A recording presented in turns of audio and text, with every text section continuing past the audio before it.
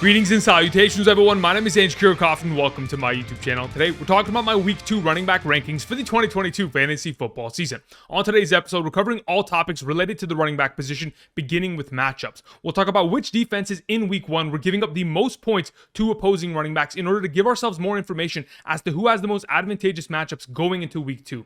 After we talk about that, we'll then transition to our top 36 running back rankings, as I'll share with you guys statistics that justify the reasons as to why I think the running back position is going to stack up as such when it's all said and done at the end of Week 2. Now, after we go ahead and talk about our first 12 running backs, I'll then present all of the top 12 RB1s on screen and then subsequently do the same for 13 through 24 and 25 through 36. So for those of you who were asking in the comment section last week, hey Andrew, can you go ahead and throw all of the running backs on screen at a single moment in time similar to last year? I've gone ahead and accommodated for that. So if you want to go ahead and show your appreciation, be sure to subscribe down below, click the like button. There's a lot of effort that goes into all the stat collection and of course the graphics that are on screen. So be sure to show some love, subscribe. We're making daily fantasy football content for the entirety of the 2022 season with the singular goal of trying to help you win a fantasy football championship. Also, before we begin, be sure to check out Underdog Fantasy, whether it is trying to play more fantasy football, whether it's the pick'ems, picking higher or lower on a given statistic, or the multiple drafts and contests you can participate in on a weekly basis.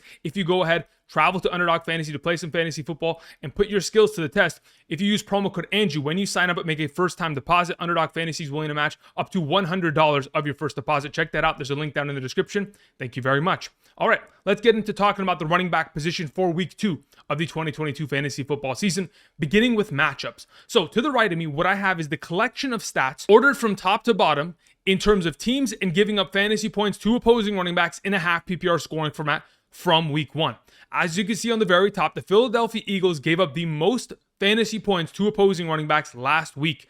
A lot of points, 40.5. Obviously, DeAndre Swift and Jamal Williams, their efforts went towards the Eagles holding that top spot. Now, as you subsequently go down the list, you'll begin to see that on the very bottom of the list, the Atlanta Falcons, the Denver Broncos, the Chicago Bears, teams that typically haven't been in that conversation, even the New York Jets.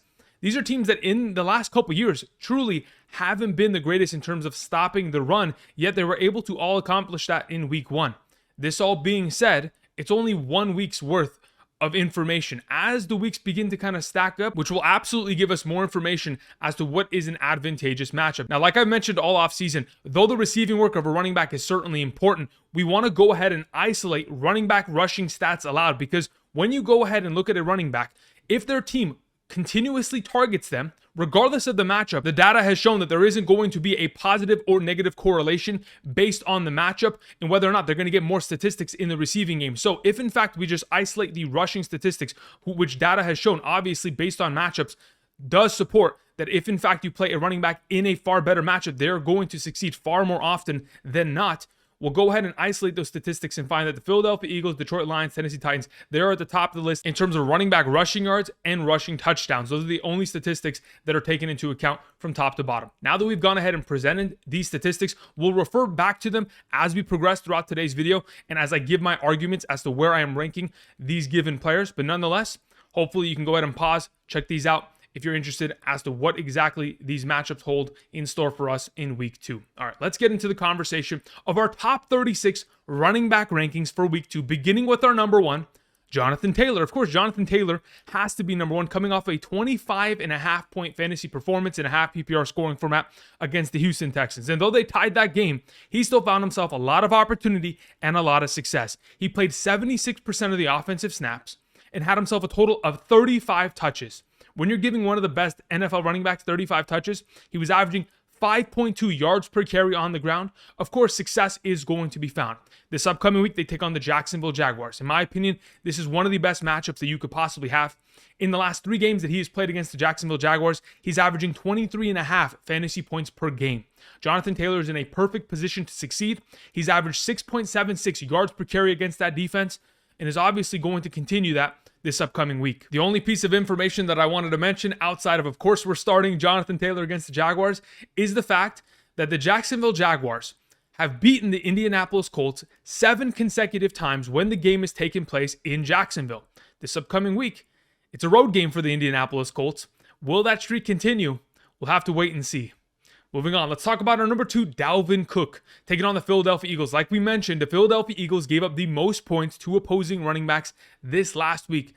Of course, DeAndre Swift and Jamal Williams had a field day as the offensive line for the Detroit Lions elevated that team and just completely mauled Philadelphia's defense. And I think there's going to be a very similar game script here for the Minnesota Vikings. Even though the Minnesota Vikings last week showed that Justin Jefferson was purely their only piece of offense, a lot of people kind of overlook the fact that Dalvin Cook still had a great game. 20 rushing attempts, 90 rushing yards, got himself 5 targets, 3 catches. That's a pretty good game for Dalvin Cook. Let's not forget, anytime in his career since 2019 with Kirk Cousins under center, that Dalvin Cook has been given 20 or more rushing attempts, the guy's averaging 23.25 fantasy points per game.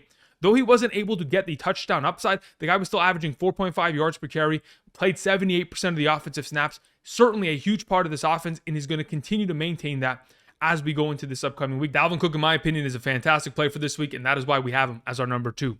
Moving on, we have Saquon Barkley, the thumbnail for today's video, as our number 3. I'm beginning to think that Saquon is fully back.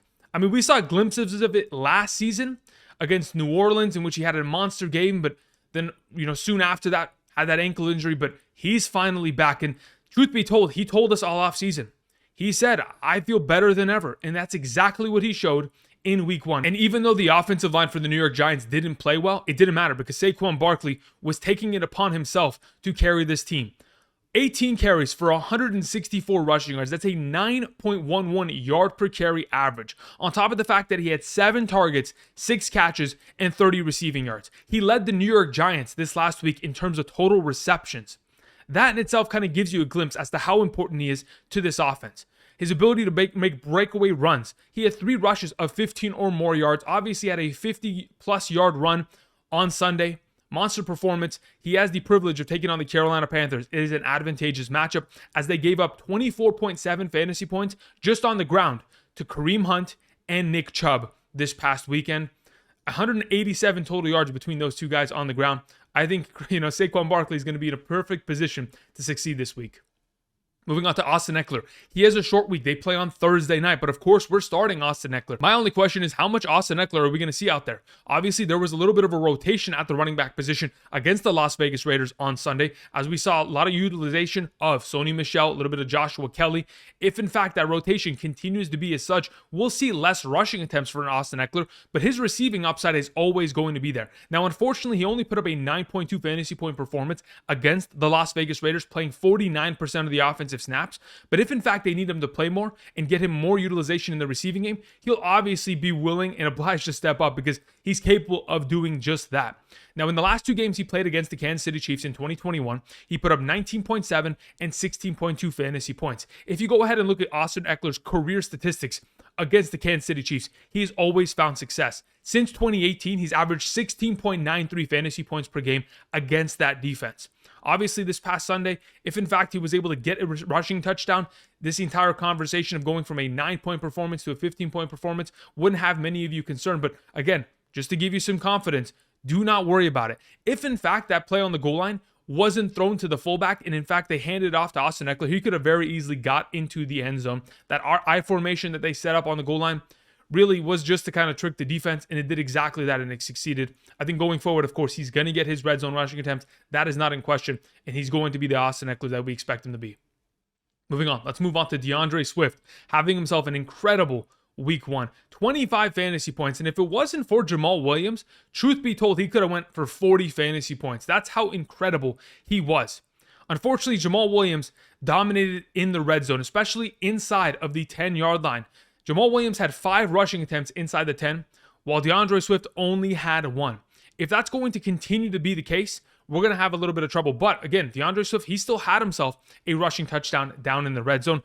But in terms of total opportunity, Jamal Williams was dominating in that fashion. Nonetheless, let's talk about some of the things that really made DeAndre Swift incredible, besides the fact that he was averaging 9.6 yards per carry. And this started early. I mean, the first run of the game, he broke out a huge, run down the sideline, had himself a lot of success there immediately. But what I continue to see as I watched the film of this game back earlier today was that DeAndre Swift and his offensive line were just different. That offensive line was mauling the Philadelphia Eagles defensive line, a defensive line that with Brandon Graham, Fletcher Cox, I thought would be able to sustain. Oh my goodness. That offensive line was mauling them. and they'll continue to do that to every single team they face. The fact that they take on the Washington Commanders this week makes me think that this is going to be another automatic success for DeAndre Swift. Moving on to Christian McCaffrey, our number 6. Christian McCaffrey unfortunately didn't have an incredible performance, but he found the end zone and was a decent half PPR play with 13.7 fantasy points. The only thing that was surprising to me as I watched the game film back was Christian McCaffrey had very little usage in the first half. I'm sitting there, I'm thinking, hold up, how many touches was this man given? He had 3 rushing attempts in the first half. That in itself is not acceptable, especially considering we're having him play 81% of the game. If he's going to be on the field, he's got to see more than 14 touches in a given week. We got to get back to that 20 plus touch range. And I know that they're trying to kind of ease him into it, not get him injured immediately. And we're hoping that he doesn't find himself on the injury list. But in order for a running back to score more and more fantasy points, they got to see more touches. And that's what we're hoping for. They take on the New York Giants. Their run-stop defense looked pretty good against Derrick Henry. But where they struggled the most was covering Darrell Henderson Jr. out of the backfield. He had 2 receiving touchdowns out of the backfield. Those linebackers could not cover. And if they couldn't cover Darrell Henderson Jr., imagine what kind of struggles they're going to have against Christian McCaffrey coming out of the backfield. Moving on, let's talk about Joe Mixon. Had himself a fantastic game. We've talked about Joe Mixon that since 2019, he has been the workhorse back of this team. Been averaging over 22 opportunities and 22 touches per game for the Cincinnati Bengals offense. Now, he went ahead and went above and beyond that. 27 rushing attempts, 9 targets, 7 receptions, a total of 34 touches on Sunday against the Pittsburgh Steelers. Put up 18 fantasy points, could have very easily had himself a touchdown in that game down on the goal line, but unfortunately wasn't able to go in his direction as they caught him in the backfield. This offensive line didn't play very well. In fact, the reason why Joe Mixon was able to get himself a career high of 9 targets in this game was because the offensive line was struggling. They gave up a total of 7 sacks in that game despite having 4 new starters. TJ Watt was getting after Joe Burrow, and Joe Burrow was turning over the ball at a consistent rate at that point. Now, when we look at all of Joe Burrow's 53 passing attempts, the fact that 14 of them went to respective running backs, Samaje Perine and Joe Mixon, a combination of them, that's 26.4% of his passing attempts going towards the running back position. That is a very elevated number in comparison to what we saw last year from the Cincinnati Bengals offense. If we're going to see more of that, that's going to be fantastic. Another note that I wanted to mention, this does not mean that Joe Mixon is the third down back.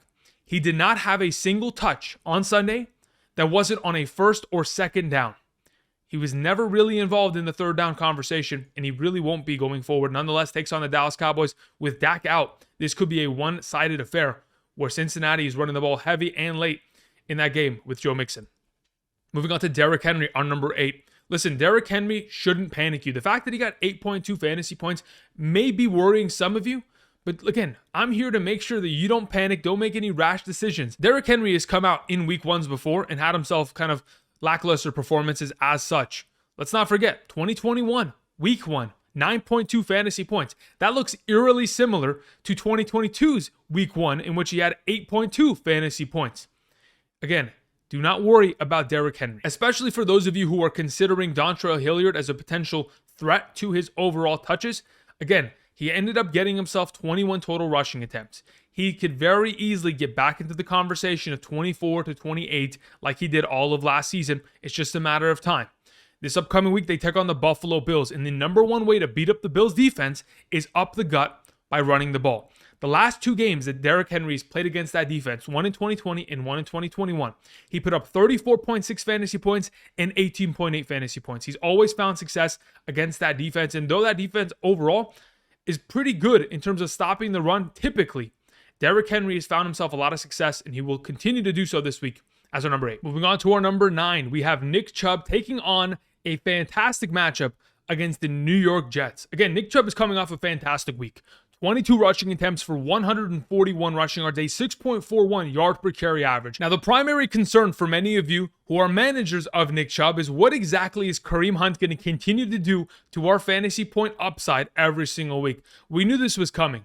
And the fact of the matter is, Kareem Hunt is going to continue to be a touchdown vulture, and he's going to continue to be in that RB2 role within this offense, and especially in matchups against the New York Jets, we could very easily see circumstances in which Nick Chubb breaks off a 40-yard run, gets them into the red zone, and then here comes Kareem Hunt, whether it is as a receiving option or out of the backfield breaking off a big run. Again, Kareem Hunt had himself a 24-yard rushing touchdown and had a play in which they were on the goal line, and he was set as the fullback leaked out, got a receiving touchdown. A lot of distraction, a lot of smoke and mirrors that gave opportunities to the other running back. It's all going to balance out. Do not worry. Just like last season, Nick Chubb is going to have those games in which he's going to get the touchdowns. I think the primary surprise for myself is the fact that the entire team, the entire Cleveland Browns, did not have a rushing attempt inside the 5-yard line. That in itself is concerning. When you get down there, especially you're expecting the Cleveland Browns of all teams to run the ball. And the fact that they weren't able to get a single rush inside the 5, hopefully in the coming weeks, we're going to see more opportunities down on the goal line. I mean, just this last week, they didn't even have Jack Conklin, their all-pro right tackle. They were able to go ahead and dominate against Carolina without having their, one of their premier offensive linemen. You add him back into the mix against the Jets, they're going to be in trouble. Moving on, let's talk about Javonte Williams, our number 10. Yesterday on Monday Night Football, Javonte Williams had himself a very interesting game. Though he only had 7 rushing attempts, he was quite efficient with those attempts. 43 yards, a 6.14 yard per carry average. Overall fantastic, but we began to see what exactly this backfield is going to entail. It was a 60-40 split as Javonte Williams played 58% of the offensive snaps, while Melvin Gordon, yes, was involved and got a lot of touches, but ultimately Javonte Williams got the touches that we value the most. He had a goal line opportunity. He fumbled it. If he was able to run in, he has over 20 fantasy points by the end of week 1. But unfortunately, fumbled, no problem. We're going to keep it moving, but we know he was given that goal line attempt, and they're going to continue to potentially give that to him as we progress. But the most valuable opportunities he was given was in the receiving game. 12 targets, 11 receptions. Outside of Najee Harris last year, having 14 receptions, that's the most receptions out of the last, 18 games of the NFL season. Now, obviously, Melvin Gordon continuing to be a prominent part of this offense, especially the backfield, able to get himself 12 rushing attempts and 2 targets. A lot of opportunities going in his direction. And if those opportunities continue to be there, obviously the overall upside of a Javonte Williams 20-point week every single time out is going to be purely based on whether or not he scores a touchdown. But luckily this week they take on the Houston Texans. Again, Jonathan Taylor had himself a field day against them. Nyheim Hines, even in the receiving game, had a lot of success. Javonte Williams, a top 10 play, to say the very least. Moving on. Let's talk about Leonard Fournette taking on a division rival, the New Orleans Saints. Now, usually when he's played against the Saints, he's always had to get involved in the receiving game in order to find success. Now, in the last 2 contests that he's played against the Saints, he put up 5.8 points and 10.2. In one of those games, he was not fully healthy. In fact, left early with an injury. That was the game late last season in which Mike Evans, Chris Godwin, and Leonard Fournette all got injured in that game and left early. Obviously, that was the game that Chris Godwin tore his ACL. Nonetheless, when I was looking back at the film of what we saw the Tampa Bay Buccaneers accomplish on Sunday Night Football, they were absolutely mauling that Dallas Cowboys, defense. That front seven really could not get any work done in terms of stopping the run. Every single time Leonard Fournette had the ball, he was gaining a bunch of yardage. And if that's going to continue to be the case for this offense, by all means, that's fantastic. He had himself 127 rushing yards, 6 yards per carry on average. Great numbers. But unfortunately, he takes on the New Orleans Saints. And in my opinion, should be a tougher matchup. But Cordarrelle Patterson had something else to say about that, obviously. We'll talk about Cordarrelle Patterson in just a bit. But Patterson had himself over 120 rushing yards on 20 carries against this New Orleans Saints defense. Made them look awful. If that's going to be a similar factor this upcoming week, Leonard Fournette is going to continue to get a lot of utilization, played 76% of the offensive snaps, whether it is on the ground, through the air, a huge part of this Tampa Bay offense. Moving on to the final member of our RB1 category for week 2, we have Alvin Kamara. Alvin Kamara was quite underwhelming in week 1, and obviously many of you saw Taysom Hill and his rushing threat, 4 carries, 81 yards, and a rushing touchdown, pretty much be the thorn at the side of Alvin Kamara. But there was something else that was bothering Alvin Kamara. After the game, the head coach of the New Orleans Saints, Dennis Allen, said that Kamara was dealing with a rib issue. If that's the thorn that we're referring to, then maybe that was the reason why we weren't seeing him get more opportunities than just 9 rushing attempts against the Atlanta Falcons. For all the defenses not to run the ball against, the Atlanta Falcons is not the one that I would have selected. But nonetheless, Atlanta Falcons mounted a pretty early lead, and it forced this team to continue to pass the ball, in which they obviously had to utilize a lot of Michael Thomas down in the red zone and Jarvis Landry as they moseyed down the field. Either way, I'm not worried about Alvin Kamara. He's found a lot of success against the Tampa Bay Buccaneers. In fact, since 2017 in his career, he's averaged 19.27 fantasy points per game against this defense. In the last 2 contests that he played against them, 4.1, 15.1. We've seen him find success. He's capable of doing so. I mean, Zeke was able to get himself a 5-yard per carry average against the Tampa Bay Buccaneers, so why not Alvin Kamara going into this upcoming week? Now, like I mentioned earlier, we're going to go ahead and throw the top 12 running backs on screen right now. So as you can see, these are our top 12. I know many of you mentioned in the comment section that you wanted to go ahead and have a screen like this so that you can compare your running backs as to where they are currently standing within the top 12, 13 through 24 and 25 through 36. Hopefully this gives you some information. You can go ahead and pause this screen, but outside of that, there's nothing much else that I need to mention regarding these top 12, considering we just talked about them. So let's go ahead and move on. Let's go to our number 13, Antonio Gibson, taking on the Detroit Lions, the second easiest matchup on the week. They gave up 30.6 fantasy points to running backs on the ground. Miles Sanders, Boston Scott, and Kenneth Gainwell all ended up scoring a touchdown. I'm sure you've all heard me say it in the past that the Detroit Lions run-stopping defense really can't stop a soul. And that continues to be true. Now, going into week 2 of the 2022 season, the way that they're going to continue to utilize Antonio Gibson, of course, is getting him a lot of touches on the ground. Had 14 rushing attempts for 58 yards, a 4.14 yard per carry average this past week. But he played 64% of the offensive snaps and was able to get himself 8 targets, 7 receptions, and 72 receiving yards. That level of productivity through the air alone is going to define him as a top-tier running back option. The fact that they have him in the mix with that kind of utilization in comparison to what we saw him, kind of deal with in the last 2 years, where J.D. McKissic was a far more, utilized position as a receiving threat. If we're going to continue to see Antonio Gibson utilized as such, coming off of a week of 16.5 fantasy points without a total touchdown, I think this is going to be a matchup in which Antonio Gibson could very easily surpass the number 13 ranking. Moving on to Aaron Jones. Aaron Jones was a little bit confusing this last week. The fact that he only had 8 touches by the end of week 1 was something that bothered me. Obviously, A.J. Dillon absorbed the rest of the total touches, but I would have thought that if this offense could not effectively move the ball on the ground, which, in the opportunities that Aaron Jones was given, he was efficient. 5 carries, 49 yards. That's a 9.8 yard per carry average. Even though he was efficient on the ground, they weren't able to get him more work in the receiving game. Only 3 total receptions on 5 targets for 27 yards, played 60% of the snaps. Now, luckily, they take on the Chicago Bears this week. Last season, when he took on the Chicago Bears, he put up 19 fantasy points in one game and 20 in the other.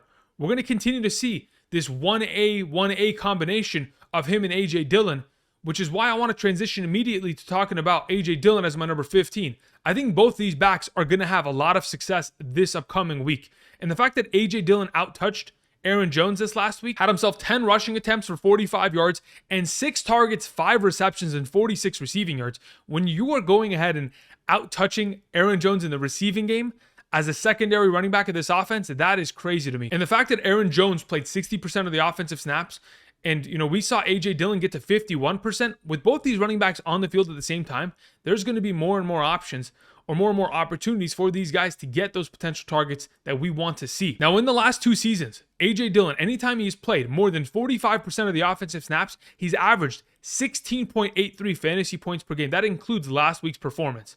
As long as he continues to be a vital part of this offense, getting that much opportunity from Aaron Rodgers in the receiving game, by all means, he is going to be a must-start option, especially once they get back David Bakhtiari and Jenkins, their right tackle. The returns of those 2 players are going to make a significant difference.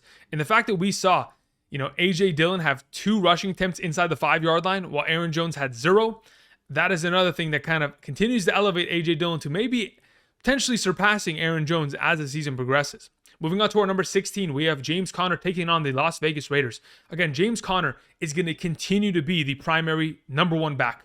I don't care what Eno Benjamin did. Eno Benjamin played in garbage time. Eno Benjamin only came into the game and got his first touch when the score was already 30-7. Now, that was in the second half, and at that point, the game was over. But yet, we still saw James Conner play 72% of the offensive snaps, get 6 targets, 5 receptions, and get himself those goal line carries that we absolutely need for James Conner to make sure that his fantasy point upside is there. Conner has scored a minimum of 1 touchdown in 12 out of the last 14 games he has played. That is going to continue to be one of the vital points that continues to elevate him in his fantasy point production. Overall, I think the opportunity is going to continue to be there, whether it's on the ground or through the air. Eno Benjamin will get occasional touches here and there, but I'm not too worried about it. I know Austin Ekeler wasn't able to find much success against the Las Vegas Raiders defense, but I expect the Arizona Cardinals to be a little bit different and end up getting James Conner far more utilization this upcoming week when it's not so much of a blowout in the second half. Moving on to Najee Harris on number 17. Now, Najee Harris said himself earlier today from a report that I read that he expects to play. And obviously there was some information that was released yesterday after I uploaded my waiver wire video in regards to Najee Harris and them saying that there's a good chance that he's not going to miss any time. It looks like he's probably not, and they're going to take on the New England Patriots. So this goes ahead and just eliminates the idea of going after Jaylen Warren. You don't have to go after him unless you just want to ensure that you have the handcuff of your number one blue chip running back, because that may be a good idea considering how many injuries could potentially take place. But as of right now, even though the injury status of him is kind of in question and how serious it could potentially be, and if in fact he potentially re-aggravates it, I still think that he's a potential starting option. Anytime you have Najee Harris available to start, you should probably have him out there. Even though the matchup isn't the greatest, I still think that he's going to continue to get a lot of utilization. This offense is going to have to run through him. And even though Mitchell Trubisky didn't look great, at least he was able to target him down on the goal line and get Najee Harris that touchdown he most desperately needed to help our fantasy weeks.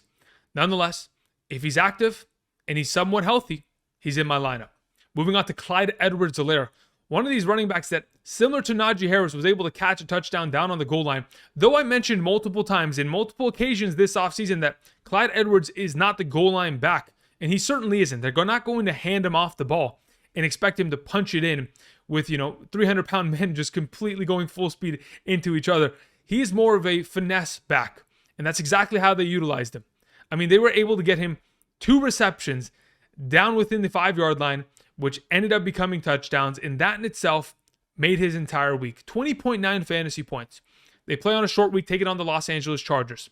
In the last 2 games he played against the Chargers, he put up 15.9 and 8.0 fantasy points in a half PPR scoring format.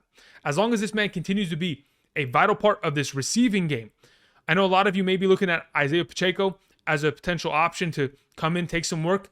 He only saw touches in the 4th quarter when the game was already out of hand. Jerick McKinnon is more of a threat. And in my opinion, I'm not too worried about it. Therefore, Clyde Edwards takes the number 18 spot from our rankings list. Moving on, Josh Jacobs. Now, the primary issue with Josh Jacobs this last week was the fact that Derek Carr could not stop turning over the ball.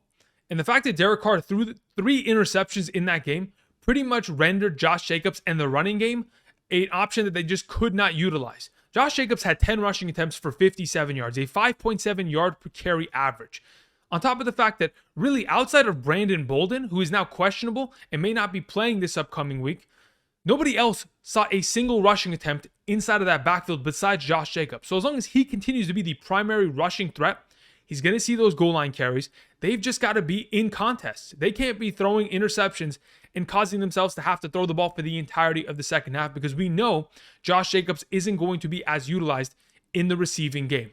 So what I anticipate to see against the Arizona Cardinals, again, the Cardinals defense played awful against the Kansas City Chiefs. I'll expect to see a lot more of that, as the Las Vegas Raiders should be able to take advantage of that, run the ball, and be very effective in doing so.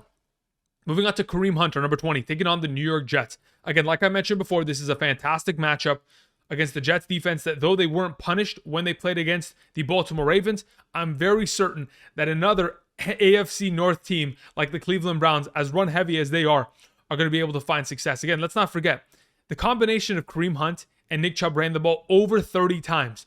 We're going to continue to see that for the next probably 12 weeks. Nonetheless, the fact that we saw the number 2 running back of an offense get 15 touches outside of Kareem Hunt and maybe A.J. Dillon, we really don't expect to see that from any other offense. Kareem Hunt ending up getting himself 2 touchdowns, one on the ground for a 24-yard burst play, and another as a fullback in the receiving game, was able to get himself 4 targets, 4 receptions in this game, 21 half PPR fantasy points.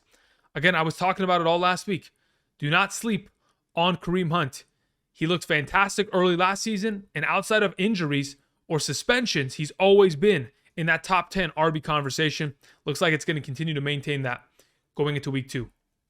Moving on to Darrell Henderson, our number 21 running back. Again, I'm not sure what the heck Cam Akers is going to look like in week 2, but I know what Darrell Henderson is going to look like when he has been the primary starting running back of the Los Angeles Rams. If we just go back to 2021, even when Sony Michel was in this backfield taking away touches from weeks 1 through 12, Darrell Henderson was still averaging 14.35 fantasy points per game. The fact that he had 18 total touches on Thursday against the Buffalo Bills gives me more confidence that they want to continue to utilize him. He played 82% of the offensive snaps. And all that we saw from Cam Akers really speaks louder than what Sean McVay said in the post-game, press conference. Actions speak louder than words. And if in fact you're not going to give him playing time, we're going to have to go with Darrell Henderson, and he's certainly going to be a valuable option going against a very advantageous matchup against the Atlanta Falcons this upcoming week. Moving on to Cordarrelle Patterson and the Atlanta Falcons. Speaking of, now listen, Cordarrelle Patterson absolutely put me in my place. I thought, hey, you know what?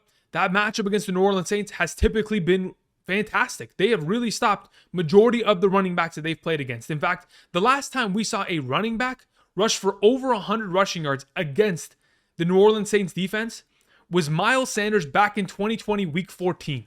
Outside of that, we hadn't seen a single running back total that many yards. In fact, Cordarrelle Patterson had to go to career high lengths in order to accomplish that.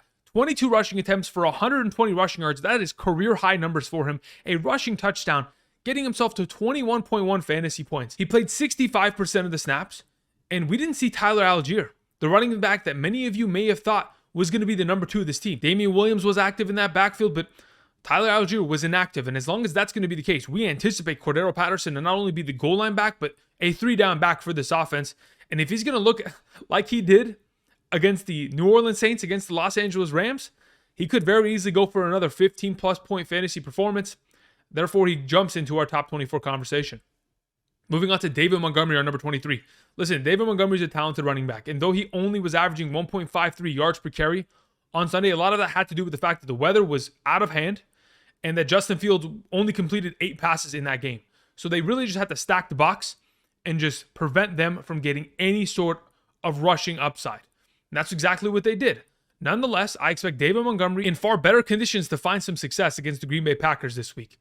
Last season, in the 2 games that the Chicago Bears took on the Green Bay Packers defense, we saw 18.2 fantasy points be put up by Khalil Herbert, and we saw 11.1 fantasy points be put up by David Montgomery. Those were 2 separate games, but we have found success from Chicago Bears running backs against that defense in seasons past. But even if you go back to last week, Dalvin Cook found himself a lot of success. 90 rushing yards, 3 catches on 5 targets.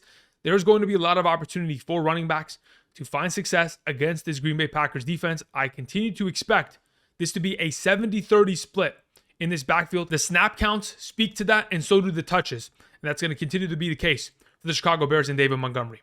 Let's move on to our number 24, the last of our RB2 conversation. It is Miles Sanders. Though Miles Sanders had himself a great week, and like I told you guys, he is going to score his touchdown.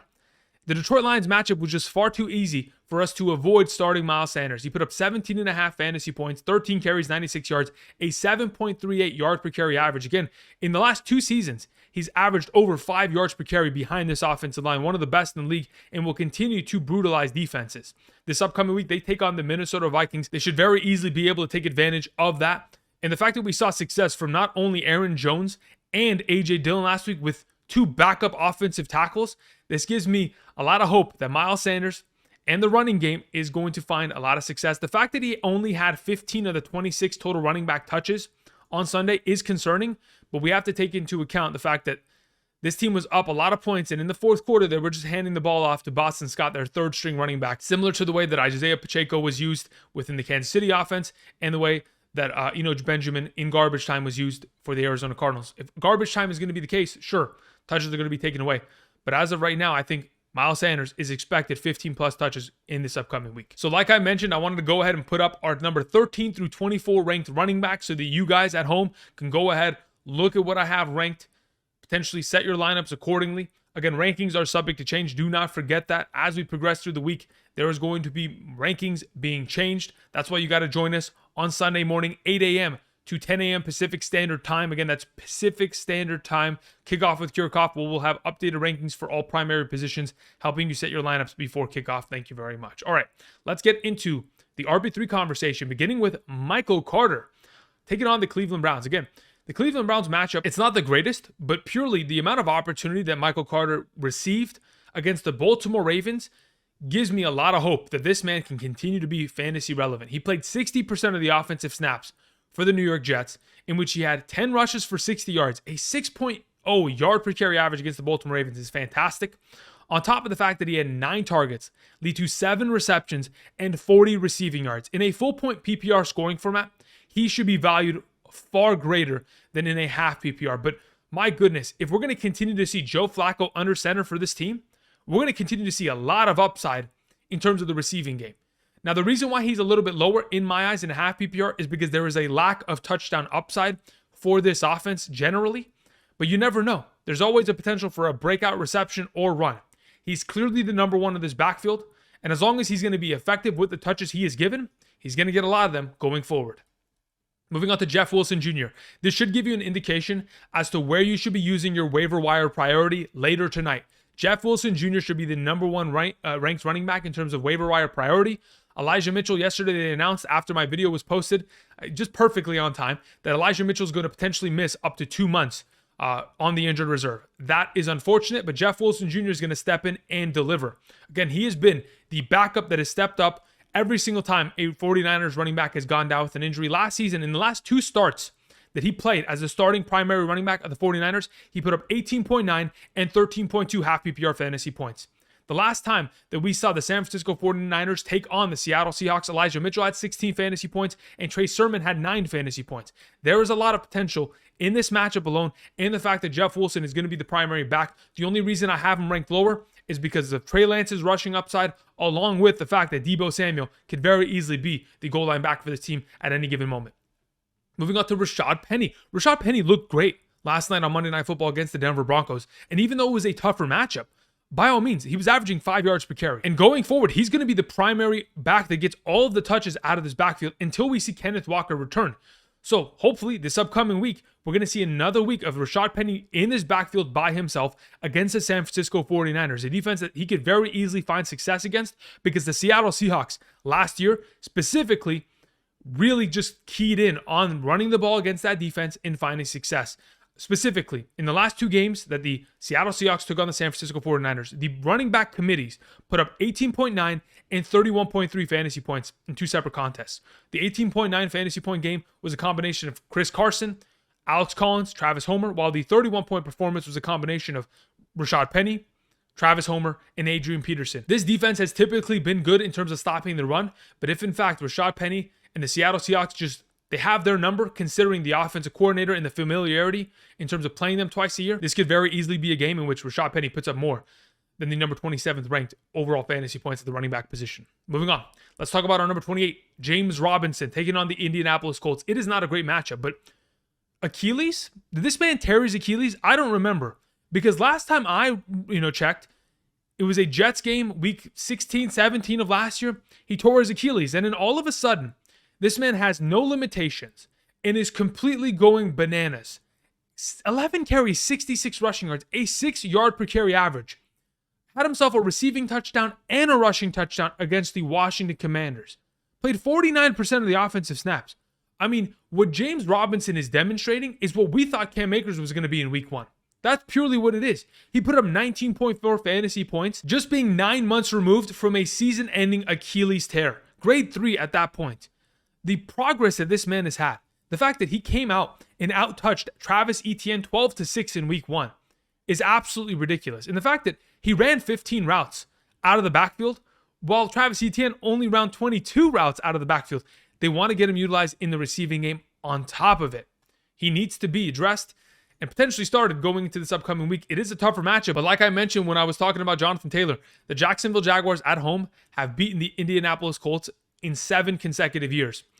Another year wouldn't surprise me, and another great performance from James Robinson wouldn't either. Moving on to our number 29, we have Travis Etienne. Also wanted to mention the other Jacksonville Jaguars running back, because Travis Etienne, if it wasn't for his inability to catch a normal pass straight to his hands, and if it wasn't for the inability for Trevor Lawrence to overthrow this young man, he would have had 2 more receiving touchdowns on top of his receiving stat line. The fact that he was not able to score those receiving touchdowns obviously left him at 7.5 fantasy points, but he was still good on the ground, 4 carries for 47 yards. That's a 12-yard per carry average almost. Got himself enough receiving work, but if he was able to commit and finally just kind of deliver at the end there, we would have seen only 8 touches by the end of the week still. That's not enough to guarantee a lot of success, especially against a tough defense like the Indianapolis Colts. I think Travis Etienne is in a tricky position. If James Robinson continues to be the lead back of this team and a guy that continues to get receiving work, it's going to be tough to trust Etienne going forward. Moving on to Damien Harris. Speaking of having a tough time trusting an offense, I don't know what to do with the Patriots, receiving threats and or running backs. This offense is a complete mess. They've kind of transitioned to this outside zone scheme, and they just didn't look great against the Miami Dolphins. Now that they have to take on the Pittsburgh Steelers, I know the Pittsburgh Steelers won't have TJ Watt, but this is still going to be a game in which Damien Harris is going to have to fall into the end zone to be fantasy relevant. He got himself 2 receptions on 3 targets for 10 yards. And though Ramondre Stevenson only played 14 snaps, he got all of his potential opportunities and touches on first and second downs, which is impeding on Damien Harris's overall potential. We thought Ramondre Stevenson was going to be the third down potential back. It's in fact Ty Montgomery. And as long as that continues to be the case, that is going to be something that concerns me and continues to move Damien Harris down my list until we end up seeing consistent opportunity and volume of opportunity down in the red zone with a functioning offense that's able to get down there on a consistent basis. Moving on to Chase Edmonds on number 31. Listen, Chase Edmonds had everything that we wanted, except for the overall touchdowns that we could have potentially seen. He had 8.5 fantasy points, but had 16 total touches. 4 receptions, 40 yards on 4 targets. 16 total touches is incredible. In comparison to these other running backs, he's getting a lot more opportunities. In this upcoming week, he takes on the Baltimore Ravens. Let's not forget, last week, Jets running backs combined for 19 targets and 13 receptions against that defense. The offensive line certainly could have played better when I was watching film, whether it was as pass blocking threats and or run blocking threats, but ultimately, this is what we're going to expect. There are going to be some games in which he doesn't play well because the offensive line is not able to get there and because the opportunities aren't going to lead to much. But hopefully, those rushing touchdown upside, the receiving work continues to grow. And if that's going to be the case, Chase Edmonds, certainly an RB3 option. Moving on to Ezekiel Elliott. Unfortunately, I did not want to have Zeke in an RB3 conversation. But with Dak being out, this is something that we just need to have a conversation regarding. The fact of the matter is, and the reality of the situation is, anytime Zeke over the last 2 years has played without Dak Prescott, he's only averaged 9.7 half PPR fantasy points per game. The fact that they take on the Cincinnati Bengals, and the Bengals' run-stop defense has been pretty good as of late, does concern me. If this is going to be a culmination of Cooper Rush trying to, move this ball down the field and them trying to run the ball consistently, again, yes, Zeke did look good against the Tampa Bay Buccaneers run-stopping defense, averaging 5 yards per carry, and Tony Pollard wasn't able to find much success. The fact that Tony Pollard still had 8 touches and Zeke only had 11 is concerning. Therefore, Zeke sits at 32. Moving on to Devin Singletary. This is going to be a committee situation. They have a number 1 back and a number 2. Devin Singletary playing 60% of the snaps, while Zach Moss is going to play 40% of the snaps, but still potentially get just as many touches. They take on the Tennessee Titans, who got absolutely torched by Saquon Barkley. Now, the Buffalo Bills do not have a Saquon Barkley, not in any capacity, but what they do have is a similarity in offensive scheme, considering Brian Daboll is the offensive coordinator of the New York Giants and formerly of the Buffalo Bills. There is going to be an immediate similarity and an immediate kind of threat in which they're going to pinpoint exactly what the Giants did and utilize that for their advantage. Ultimately, last week against the Rams, Singletary still found success. 8 rushes for 48 rushing yards, a 6.0 yard per carry average. Unfortunately, wasn't able to get more receiving work, but the fact that James Cook fumbled on his one and only rushing attempt leads me to believe that Devin Singletary is continuing to be the primary back for this team.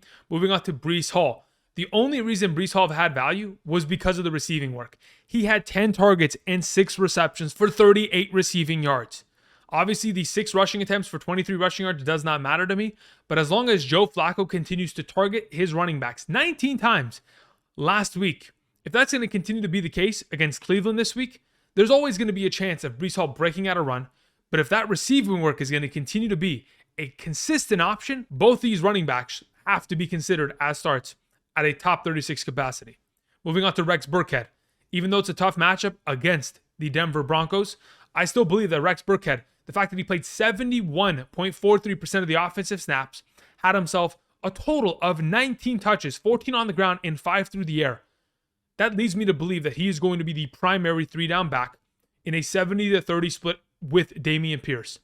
And regardless of whether or not they're able to find the end zone, the opportunities in itself will get him fantasy points. We've seen Rex Burkhead, even last season, have a 30-point fantasy game. It's always in the realm of possibility.